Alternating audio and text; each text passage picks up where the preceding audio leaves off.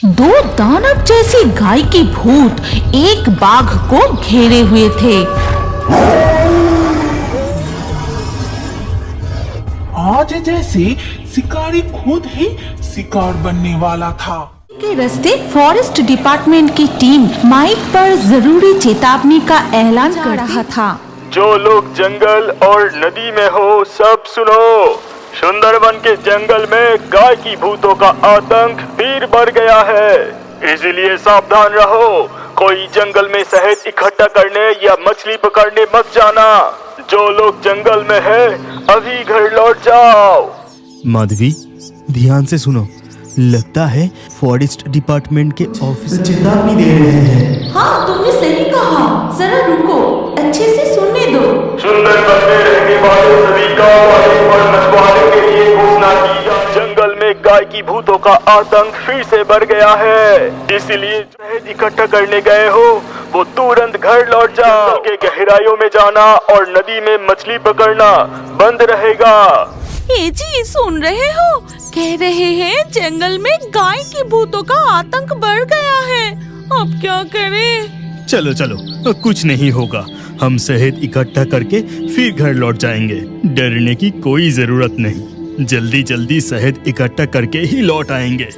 ये कहकर कालू और माधवी फॉरेस्ट डिपार्टमेंट की चेतावनी को अनदेखा करके जंगल के और गहराइयों में प्रवेश करते हैं। माधवी, हम तो जंगल के काफी अंदर चले आए। यहाँ भी मधुमक्खी के एक भी छत्ता नहीं है। इतनी दूर जब आ ही चुके हैं, थोड़ा और आगे चलो। देखना, कुछ दूर जाते ही मधुमक्खी का छत्ता जरूर मिलेगा। कालू और माधवी जंगल के और गहराइयों में प्रवेश करते ही वो पेड़ की डाल पर एक मधुमक्खी का छत्ता देखते हैं। मैंने कहा था ना, आगे जाते ही हमें मधुमक्खी का छत्ता जरूर मिलेगा। हाँ हाँ, लेकिन ये अजीब सड़ी हुई बदबू कहाँ से आ रही है? उफ, बाप रे बाप, बहुत बदबू आ रहा है। अरे बाबा, नाक ढककर जल्दी काम पर लग जाओ। कालू पेड़ पर चढ़ने की तैयारी कर ही रहा था कि तभी वो सुनते हैं,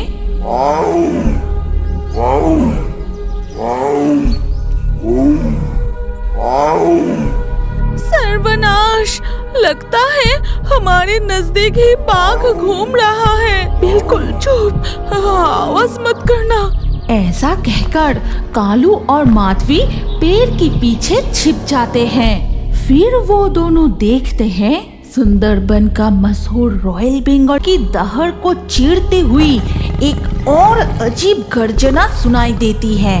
वो बाघ तुरंत चुप हो जाता है। माधवी देखो, बाघ तो रुक गया। हे भगवान, क्या उसे हमारी गंध मिल गई? नहीं नहीं, उस भयानक गर्जना की आवाज सुनकर बाघ चुप हो गया। लगता है उस आवाज से ही बाघ डर गया है। फिर वही अजीब डरावनी आवाज सुनाई देता है। इस बार बाघ डर से दौड़ने लगता है। आसपास से तोता का झुंड भी डर से उड़ जाता है। ए जी, सुनो ना, ज्यादा देर तक यहाँ रुकना हमारे लिए ठीक नहीं होगा। चलो घर चले। हाँ हाँ, तुम सही कह रही हो। चलो हम घर लौट जाते हैं। ये कहकर माधवी और कालू उनके घर की ओर जाने लगते हैं। लेकिन कुछ दूर जाते ही वो दोनों देखते हैं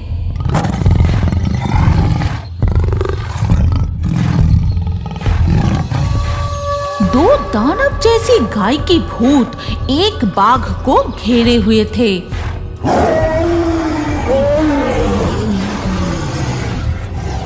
आज जैसे शिकारी खुद ही शिकार बनने वाला था। हे बंदेवी, हमारी रक्षा करो। कितनी डरावनी दृश्य है, इस संकट से हमें बचाओ।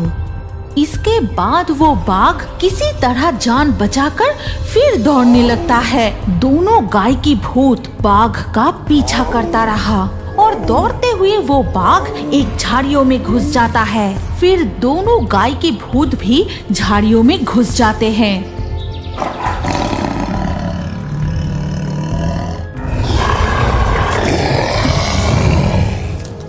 पल भर में सब कुछ शांत हो जाता है।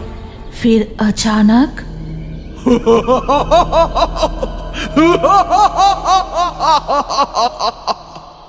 सुन रहे हो, ये किसी इंसान की हंसी की आवाज है ना? हाँ, सही कह रही हो। अजीब बात है, वो बाघ तो अभी अभी उसी झाड़ी में घुसा। अपनी आँख और कानों पर विश्वास नहीं हो रहा। जहाँ दानव जैसे गाय की भूत बाघ का शिकार करते हैं, वहाँ इंसान की हंसी की आवाज। माधवी, अभी यहाँ से भाग चलो, ये जंगल अब सुरक्षित नहीं रहा। ये कहकर कालू और माधवी किसी तरह जान बचाकर अपने घर लौटते हैं। फिर धीरे धीरे शाम हो जाती है। इसके बाद कुछ दिन और बीत जाते हैं। माधवी, आज कुछ मछलियाँ पकड़ कर लाता हूँ। अगर डर के मारे घर पर बैठे रहेंगे तो घर कैसे चलेगा? संभाल कर जाना और अपना ख्याल रखना, ठीक है? कालू जाल लेकर निकल पड़ता है। फिर नाव से नदी के रास्ते जाते वक्त उसकी मुलाकात रघु मछुआरे से होती है। क्या रे रघु, कहाँ जा रहा है? बस थोड़ा आगे की तरफ जा रहा हूँ। अरे, तुम्हें पता नहीं, जंगल की गहराइयों में फिर से गाय की भूतों का आतंक बढ़ गया है। फॉरेस्ट डिपार्टमेंट के टीम सावधान किया है। और तुम्हारे साथ वो आदमी कौन है? वो चादर ढक कर क्यों बैठे हैं? वो पर्यटक है, सुंदरबन घूमने आया है। यहाँ बहुत ठंड है ना, इसीलिए चादर ओढ़ के बैठा है। मैं चलता हूँ। रघु मछुआरा अपनी नाव लेकर नदी के रास्ते जंगल की और गहराइयों में चला जाता है। बात क्या है?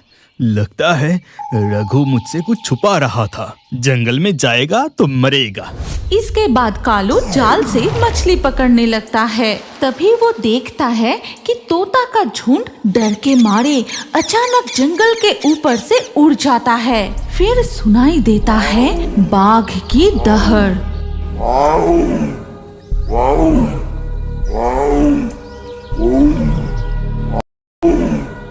दो बाघ नदी में तैरते हुए इस पार के गांव के जंगल में घुस जाते हैं। सर्वनाश, कुछ ही दूर पर ही तो गांव है। अगर वो बाघ वहां चले गए तो? लेकिन बाघ तो कभी इस तरफ नहीं आते।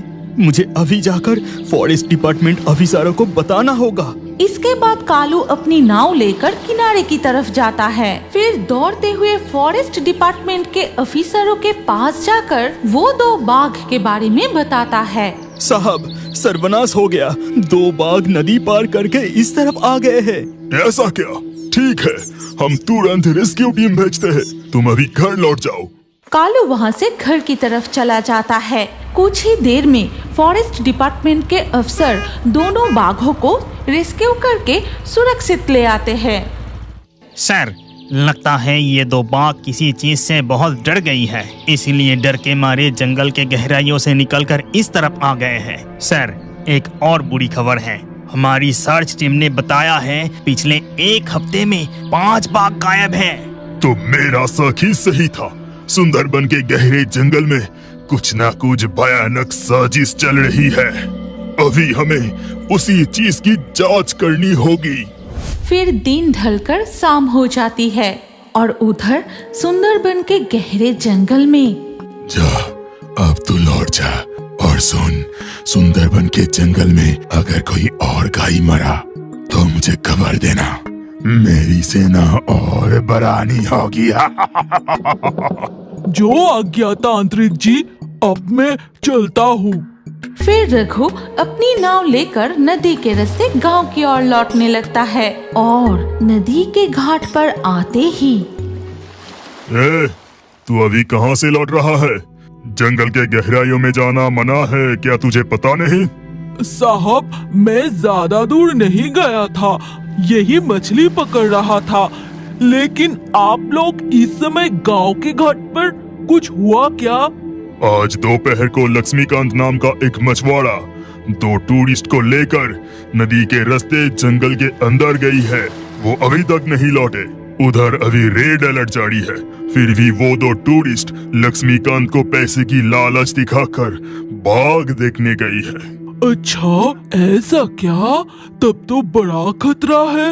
ये कहकर रघु चुपचाप घाट से भाग जाता है और मन ही मन कहता है, उन्हें नहीं पता वो किसके जाल में फंस गया है। बाघ देखने गया है, अब तक तो वो जिंदा भी नहीं होगा। उधर कालिंदी के गहरे जंगल में एक थका हारा प्यासा भटका हुआ लड़का दिखाई देता है। तू कहाँ चला गया सूरज? लौटा, मेरे पास लौटा। वो नाव वाला भी दिखाई नहीं दे रहा, सिर्फ नाव यहाँ खाली पड़ी है। मैं थोड़ा उधर जाके अच्छे से ढूंढता हूँ। उन दो पर्यटकों में से ये वही एक हैं जो भटकते हुए